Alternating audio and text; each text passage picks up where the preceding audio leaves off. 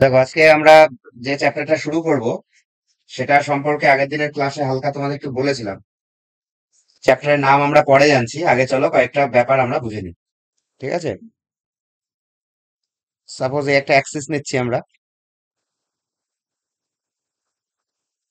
এবার মনে করো যে কোনো একটা বক্ররেখা আছে। সাপোজ এরকম করে আছে, দেখো একটা বক্ররেখা। ঠিক আছে? এবার এই বক্ররেখার ইকুয়েশনটা কি সেটা আমরা জানি না, সেটা আমাদের প্রশ্নের মধ্যে হয়তো দেওয়া থাকবে। ঠিক আছে? তাহলে আমরা সেটা ধরে নিলাম y সমান সমান এফ অফ এক্স, মানে ওয়াই ইকুয়াল টু এক্স এর ফাংশন। বিভিন্ন রকম হতে পারে, মনে করো Y equal to X square minus six X plus three, এরকম থাকতে পারে। এরকম বিভিন্ন রকম থাকতে পারে। ওয়াই ইকুয়াল টু লগ দিয়ে কিছু একটা থাকতে পারে, ধরো লগ অফ সামথিং থাকলো। ঠিক আছে, লগ এর ফাংশন থাকতে পারে, ধরো লগ এক্স প্লাস টু থাকতে পারে। ঠিক আছে, এরকম বিভিন্ন রকমের অপেক্ষক থাকবে, তার জেনারেল ফর্ম হিসেবে আমরা এটা ধরে নিলাম। ঠিক আছে, এবার মনে করো এটা একটা, তাহলে এই বক্রের উপরে যে কোনো বিন্দুকে আমরা কি দিয়ে রিপ্লেস করছি? এক্স কমা ওয়াই। যে কোনো বিন্দু মানে কি? এক্স কমা ওয়াই। তাহলে এক্স কমা ওয়াই বিন্দু বলতে আমরা যে কোনো সমীকরণের মধ্যে আমরা আগেই জেনে এসেছি, এটাই হচ্ছে আমার সেই সঞ্চারণশীল বিন্দুর স্থানাঙ্ক। সঞ্চারণশীল বিন্দু বা গতিশীল বিন্দু, যার সঞ্চার পথকেই আমরা একটা সমীকরণের মাধ্যমে প্রকাশ করেছি। ঠিক আছে, তাহলে এখানে যত বিন্দু আছে, কত বিন্দু দেখতে পাচ্ছি? অসংখ্য বিন্দু। প্রত্যেকেই কিন্তু এক্স ওয়াই কে রিপ্রেজেন্ট করছে। এর মধ্যে তাহলে পার্টিকুলার কোনো একটা বিন্দু বলতে ধরো এই বিন্দুটাকে আমরা মিন করছি, এটা তাহলে কোনো একটা বিন্দু এক্স এর মান ধরো এক্স ওয়ান এখানে, আর ওয়াই এর মান ধরো ওয়াই ওয়ান, এরকম একটা হতে পারে। সেটা একটা নন, মানে একটা জানা বিন্দু আর কি। তাহলে অবশ্যই এক্স ওয়ান ওয়াই ওয়ান বিন্দুটা যেহেতু এই বক্রটার উপরে আছে, তাহলে এক্স ওয়ান ওয়াই ওয়ান দিয়ে আমাদের এই সমীকরণটা অবশ্যই সিদ্ধ করবে। কি হ্যাঁ কি না? আওয়াজ দেবে না বুঝলে? ঠিক আছে, তাহলে আমরা কোনো একটা বিন্দু যদি বক্রের উপর নিই, তাহলে সেই বিন্দুটা দিয়ে অবশ্যই সেই সমীকরণ সিদ্ধ করবে, এটাই আমাদের নিয়ম। এগুলো আমরা ক্লাস ইলেভেনেই শিখে এসেছি, তাই তো? এইবার মনে করো এখানে ডেরিভেটিভ করলাম এই ইকুয়েশনটাকে, তাহলে আমরা এটাকে ডেরিভেটিভ করলে কি আসবে? D Y by D X আসবে বাম দিকে, আর ডান দিকে হবে এফ ড্যাশ এক্স। থিওরিক্যালি এটা, যদি এটা নিতাম তাহলে কি আসতো? D Y by D X সমান সমান টু এক্স মাইনাস সিক্স, এরকম আসতো।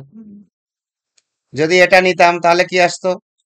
D Y by D X equal to one by X plus two, এরকম আসতো।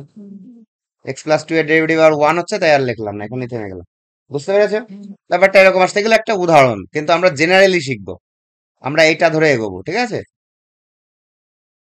তাহলে এখানে D Y by D X এর মানটা আমরা কোন পয়েন্টে বের করতে চাইছি? এক্স ওয়ান ওয়াই ওয়ান পয়েন্টে। আমি এইটুকু একটু ইরেজ করে দিই, হ্যাঁ, তোমাদের সুবিধা হবে। ধরো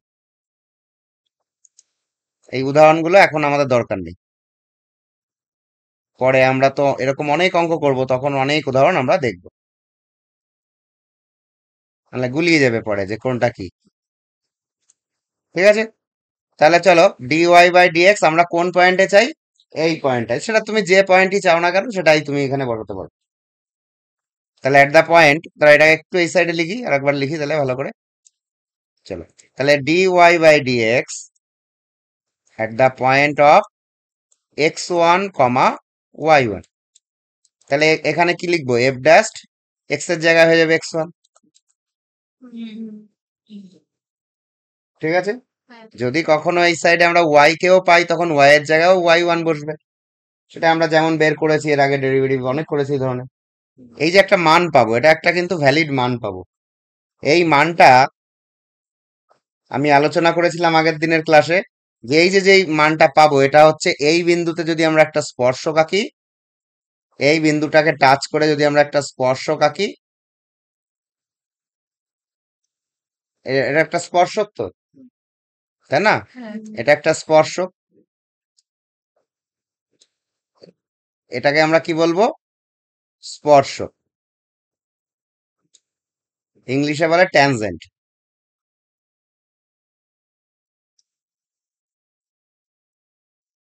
এই স্পর্শকটা অবশ্যই একটা সরল রেখা। এর নাম দিয়েছি স্পর্শক, কিন্তু এর জিওমেট্রিক শেপটা কি? সরল রেখা। তার এই সরল রেখার একটা নিশ্চয়ই একটা প্রবণতা থাকবে। তাহলে এই স্পর্শকের যে প্রবণতা, সেটাই হচ্ছে এটা পাবো। তাহলে এইটা যেটা পেলাম, এটা মানে কি?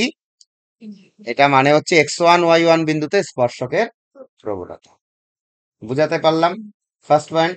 তাহলে আমরা এখান থেকে কি জানতে পারলাম? 1 নম্বর পয়েন্ট, যে dy/dx at the point x1, y1, এটা মানে হচ্ছে, এটা এটা সাজ দ্যাট কি x1, y1 বিন্দুতে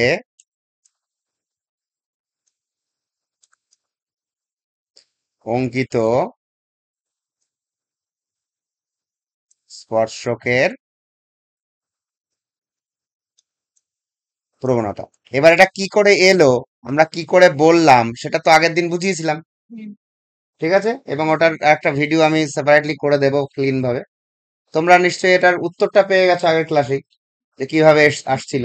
সেটাকে আমি চেষ্টা করব আরো আরো ক্লিন ভাবে অ্যানিমেট করে দেওয়ার। হ্যাঁ, কারণ এটা খুব মানে ক্যালকুলাস তো, ওটা আমরা যেটা ভাবি সেটাকে আমি ভাবছি ওটাকে শো করব। ঠিক আছে, চলো। তাহলে এটা x1, y1 বিন্দুতে অঙ্কিত স্পর্শকের প্রবণতা। ঠিক আছে, এইবার একটু পুরনো জিনিস মনে করি। দেখো, একটুখানি আগের জিনিস মনে করি। ধরো কোনো একটা বিন্দু দিয়ে একটা সরলরেখা পাস করছে। ধরো এই সরলরেখাটার সমীকরণ বের করতে চাই। এটা কোনো একটা বিন্দুর মধ্যে দিয়ে পাস করেছে, সেটা হচ্ছে x1, y1 পয়েন্ট। আর এর প্রবণতা m, যেটা আমরা জানি। তাহলে এই দুটো তথ্য আমরা জানি, তাহলে এটাকে আমরা বলি বিন্দু প্রবণতা আকার। কি আকারে বলি? তাহলে সেটার আকারে সমীকরণটা কি হয়? y-y1 সমান সমান m ইন্টু x-x1। এইভাবে আমরা সরলরেখার সমীকরণ বের করেছি না? মনে পড়ছে? এটাকে আমরা কি আকার বলেছিলাম? বিন্দু। কারণ একটা বিন্দু জানি আর হচ্ছে প্রবণতা জানি, তাই এর নাম হয়েছিল বিন্দু প্রবণতা আকার। এই আকারটা নিশ্চয়ই মনে আছে সবার। এইটার আকারে এইবার যদি আমরা এই জায়গাটা, এই যে যে স্পর্শকটা, এর সমীকরণ আমরা বের করতে চাই, তাহলে পারবো কি পারবো না? তাহলে একটু জুম আউট করতে হবে আমাকে জায়গা তৈরি করার জন্য। ঠিক আছে, চলো দেখি। তাহলে এখান থেকে আমরা চাইছি এই যে যে স্পর্শকটা, এই স্পর্শকের সমীকরণটা বের করব। তাহলে আমাদের এখন টার্গেট হচ্ছে স্পর্শকের সমীকরণ বের করা। স্পর্শকের স্পর্শকের সমীকরণ মানে আমরা একটা সরল রেখার সমীকরণ বের করতে চলেছি। এই সরল রেখাটা, তাহলে দেখো তো, এই বিন্দুকে টাচ করেছে মানে এই বিন্দু দিয়ে যেমন বক্রটা গেছে, সরল রেখাটাও গেছে। তাহলে এই যে বিন্দু প্রবণতা আকারের বিন্দুটা আমরা পেয়ে গেছি। আর দরকার কি? প্রবণতা, সেটাও দেখো পেয়ে গেছি। যেটা এই যেটা, এটা যে একটা মান আসবে, ওটার মান বের করলে আমরা প্রবণতা পেয়ে যাবো। কি, হ্যাঁ কি না? আমরা পেয়ে গেছি তো, তাহলে তথ্যগুলো পেয়ে গেছি। তাহলে স্পর্শকের সমীকরণ কি হবে?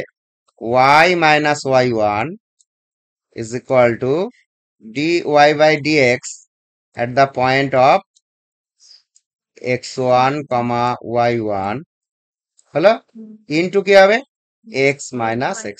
বলো, এইটুকু বুঝতে পেরেছো কি? বলো, এইটুকু বোঝা গেল? তাহলে স্পর্শকের সমীকরণ আমরা বের করতে পারবো স্টেপ বাই স্টেপ। হয়েছে? এইবার কথা হচ্ছে নেক্সট, এবার আসলো তাহলে স্পর্শক সম্পর্কে আমরা জানলাম। এইবার আসছে অভিলম্ব, নতুন একটা শব্দ। কি? অভিলম্ব। এবার কথা হচ্ছে অভিলম্ব কাকে বলে। তাহলে স্পর্শ বিন্দু দেখতে পাচ্ছি, আবার জুম করে এই জায়গাটায় আমরা এখন কাজ করব। এই হচ্ছে স্পর্শ বিন্দু। এটা কি? এটা হচ্ছে স্পর্শ বিন্দু, তাই তো? আর এটা কি? স্পর্শক। এটা স্পর্শক। এই যে স্পর্শ বিন্দু, স্পর্শকের সঙ্গে লম্বভাবে যে সরলরেখাটা থাকবে,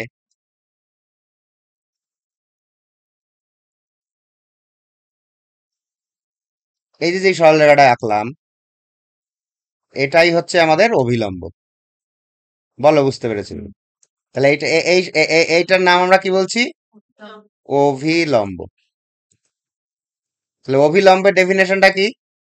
স্পর্শ বিন্দুগামী স্পর্শকের সঙ্গে লম্ব যে সরলরেখাটা, সেটা হচ্ছে অভিলম্ব। এই অভিলম্বের ইংরাজি নাম হচ্ছে নর্মাল। NORMAL। এটা স্পর্শককে বলে ট্যানজেন্ট, আর অভিলম্বকে বলে নর্মাল। তাহলে এবার বলো তো, আমরা কোন চ্যাপ্টার করতে চলেছি? কি মনে হচ্ছে? স্পর্শক ও অভিলম্ব।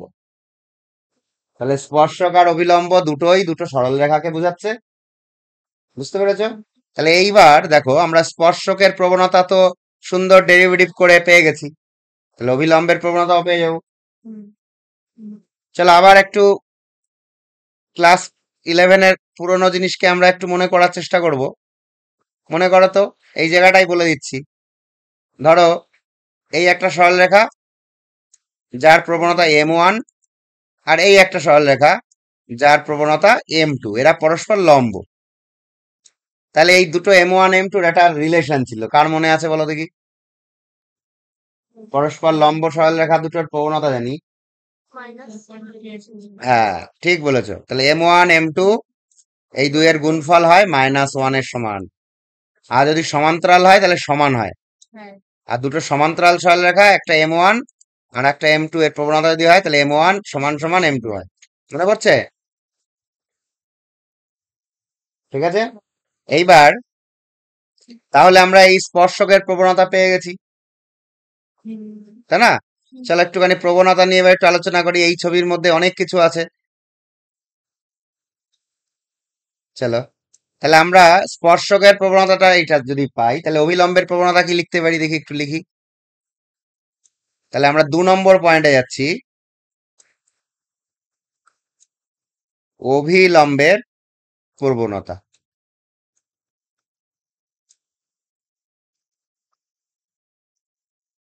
অভিলম্বের প্রবণতা কি হবে? সমান সমান হবে -1 কে আমরা স্পর্শকের প্রবণতা দিয়ে ভাগ করে দেবো। এ দেখো, দুইয়ের গুণফল কি হয়? দুইয়ের গুণফল কি হয়? দুটো লম্ব সরলরেখার প্রবণতার গুণফল হয় -1। তাহলে একটার মান যদি জানি, তাহলে আরেকটার মান -1 দিয়ে ভাগ করে দেবো না বসে? কি বুঝতে পেরেছো? ধরো M1 এর মান জানো, তাহলে M2 এর মান চাইছো, তাহলে M2 মানে -1/M1। ব্যাপারটা এমন। বুঝাতে পারছি? চলো, তাহলে কোথায় লিখছিলাম? তাহলে অভিলম্বের প্রবণতা হবে -1 বাই স্পর্শকের প্রবণতা। কনসেপ্টটা বুঝবে আগে। আবার যদি তুমি স্পর্শকের প্রবণতা জানো, তাহলে অভিলম্বের প্রবণতা এইভাবে বের করলে। আবার যদি তুমি অভিলম্বের প্রবণতা আগে জানো, তাহলে স্পর্শকেরটাও ঠিক একই ভাবে -1 বাই অভিলম্বের প্রবণতা, তখন তার দুইয়ের গুণফল তো -1। বুঝাতে পারছি তো? তাহলে এটা কি চলে আসবে? -1 by dy/dx at the point x1, y1। এটা মানে বোঝায় যে এক্স এর জায়গায় x1 বসাও, ওয়াই এর জায়গায় y1 প্রতিস্থাপন করো। তাহলে এইটাকে আমরা যদি ঘুরিয়ে লিখি, তাহলে মাইনাস, এটা দেখো dx আগে উপরে উঠে গেল, dy নিচে এসে গেল, এট দা পয়েন্ট x1, y1। বুঝতে পেরেছো কিভাবে আসে ব্যাপারটা? তাহলে প্রবণতা পেয়ে গেছি। তাহলে এবার আমরা কি করব? অভিলম্বের সমীকরণটা একটু দেখে নি। অভিলম্ব তো এই বিন্দু দিয়ে গেছে, দেখো তো। অভিলম্ব x1 y1 বিন্দু দিয়ে যাচ্ছে কি যাচ্ছে না? তার মানে বিন্দু প্রবণতা আকারের বিন্দুটা আমরা জানি, প্রবণতা সবে বের করলাম, তাহলে আবার এরও সমীকরণ বের করতে পারবো। কি বোঝা যাচ্ছে? আওয়াজ দেবে সবাই। চলো, তাহলে এবার আমরা লিখব অভিলম্বের সমীকরণ। তাহলে আমরা এখান থেকে পাচ্ছি অভিলম্বের সমীকরণ।